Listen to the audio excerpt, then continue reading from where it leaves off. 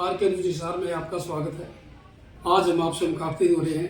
थोड़े समय के लंबे के बाद कुछ अप्रिय कारणों के साथ हम आपके साथ जुड़ नहीं पाए समाचार के माध्यम से, लेकिन अब हम आपके साथ फिर से जुड़ने जा रहे हैं। और आज आप देखिए, हरियाणा मंत्रिमंडल में कैबिनेट मंत्री रणबीर गंगवा ने जी राम जी, मनरेगा और पत्रकारों को ऊपर हमले को लेकर क्या कहा, सुनिए रणबीर गंगवा।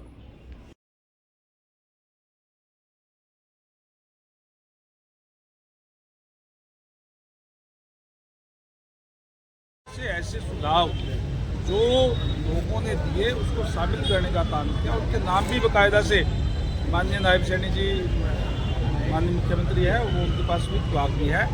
जब बजट वो पढ़ते हैं तो वो बाकायदा से बताते भी हैं कि ये सुझाव फलां जगह से आया था, फार्मर से आया था, व्यापारियों से आया था, उद्योगपतियों से आया था। ये कोट करके भी उसको बताने का काम करते हैं।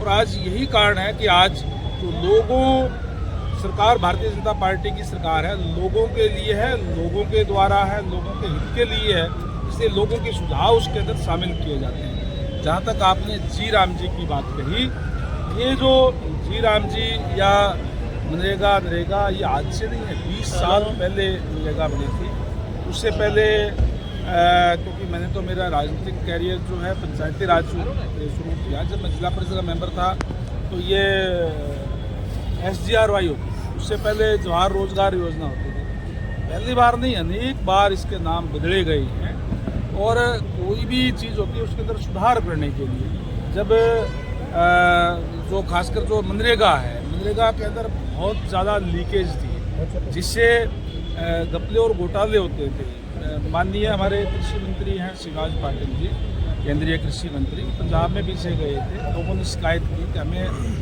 जो है काम मिला नहीं। उन्होंने जब 180 लाख के आधार पर, पंजाब प्रदेश के अंदर 13,000 से ज़्यादा गांव हैं, 5500 गाँवों के जो सोशल ऑडिट है उसके आधार पर 10,000 से ज़्यादा गबन के मामले उसके अंदर जो है सामने आए।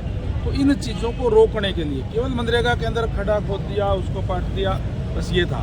अब जो मनरेगा है उसके अंदर जो नई चीज़ें हैं, चाहे गली बनाने की बात है, नाली बनाने की बात है, चौपाल बनाने की बात है, पार्क बनाने की बात है, ये तमाम चीज़ें उसके अंदर ली गई है ताकि जो पैसा सेंट्रल गवर्नमेंट से स्टेट गवर्नमेंट का लगता है वो इस प्रदेश को आगे बढ़ाने के अंदर जो है वो कार्य हो। और अब मैं एक बात और बता दूं आपको कि इस जहाँ मनरेगा के अंदर 100 दिन की गारंटी की रोजगार योजना थी, 125 दिन की इसके हरियाणा के हर एक श्रमिक को 10,000 रुपये एक्स्ट्रा जो है वो मिलेंगे, क्योंकि न्यूनतम मजदूरी सबसे ज़्यादा हरियाणा प्रदेश के अंदर है, 400 रुपये है।